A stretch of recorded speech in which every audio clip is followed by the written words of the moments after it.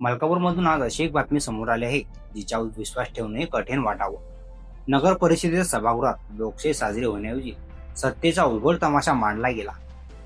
उपाध्यक्ष पदाची निवड, स्वीकृत सदस्यांची घोषणा आणि त्यातून उफाळलेला गोंधळ. हे सगळं नेमकं काय होतं? कुठे गडबड झाली आणि का मलकापूरचं राजकारण अचानक रणांगणात बदललं? हे सगळं जाणून घेऊया संपूर्ण व्हिडिओमध्ये. नमस्कार, मी उमेश शेटणारे. आपण पाहता विदर्भ लाईव्ह. आज मलकापूर नगर परिषदेत जे घडलं ते लोकशाहीच्या नावाखाली सत्ता वाचवण्याचा उघड खेळ होता, असंच अनेक नागरिक आणि लोकप्रतिनिधी बोलत आहेत. नगर परिषदेच्या उपाध्यक्ष पदासाठी अनिल गांधी आणि सुनीता अरुण अग्रवाल यांनी अर्ज दाखल केले होते. सर्वांना वाटत होतं की या दोघांमध्ये निवडणूक होईल, चर्चा होईल, मतमोजणी होईल.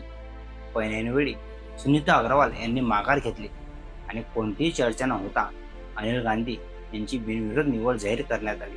हा सगळा प्रकार आधीच ठरवून झाला असल्याची जोरदार चर्चा शहरात सुरू आहे. मात्र खरी खळबळ उडाली ती स्वीकृत सदस्यांची नावे जाहीर झाल्यानंतर. काँग्रेसकडून शाहीद शेख सलमान, भाजपकडून शिवराज जाधव आणि राष्ट्रवादी काँग्रेसकडून प्रसाद जाधव यांची नावे जाहीर होताच नगर परिषद आवारात अक्षरशः गोंधळ उडाला. विशेषतः काँग्रेसच्या स्वीकृत सदस्याच्या नावावरून काँग्रेसच्याच कार्यकर्त्यांमध्ये उघड बंड उसळलं. पीठासीन अधिकारी आणि नगराध्यक्ष अतिक जवारी यांनी शाहीद शेख सलमान यांचं नाव जाहीर करताच काँग्रेसमध्ये संतप्त कार्यकर्ते सभागृहात उभे राहिले. जोरदार घोषणाबाजी, शिवीगाळ, धमकीवजा भाषा आणि थेट नगराध्यक्षांवर हल्लाबोल सुरू झाला. हा निर्णय मान्य नाही, नेतृत्व मुर्दाबाद, कार्यकर्त्यांचा अपमान बंद करा अशा घोषणांनी संपूर्ण परिसर दणाणून गेला. एवढंच नाही तर काँग्रेसचे प्रदेशाध्यक्ष हर्षवर्धन सपकाळ यांच्या विरोधातही जाहीर घोषणा दिल्या गेल्या. हा सगळा गोंधळ पाहता काँग्रेसमधील अंतर्गत गटबाजी चव्हाट्यावर आली आहे. स्वीकृत सदस्य नेमके कोणाच्या मर्जीने ठरतात? सामान्य कार्यकर्त्यांचा आवाज का दाबला जातो?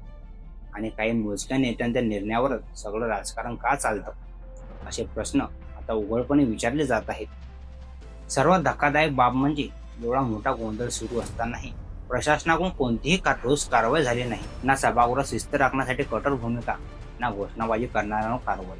सत्ताधाऱ्यांचे मौन म्हणजे या राजकारणात दिलेली मूक संमती आहे का, असा संशय नागरिक व्यक्त करत आहेत. मलकापूर नगर परिषदेत घडलेला हा प्रकार केवळ एका पदापुरता मर्यादित नाही. हा संपूर्ण प्रकार राजकीय व्यवस्थेच्या अंधपतनाचं जिवंत उदाहरण बनला आहे. शहराला पाणी, रस्ते, स्वच्छता आणि आरोग्य यासारख्या मूलभूत प्रश्नांची गरज असताना लोकप्रतिनिधी मात्र पदांसाठी, स्वीकृत सदस्यासाठी एकमेकांवर तुटून पडताना दिसत आहे. या सत्ता संघर्षात मलकापूरची जनता मात्र पुन्हा एकदा दुर्लक्षित राहत आहे. हेच या सगळ्यात सर्वात दुर्दैवी वास्तव आहे.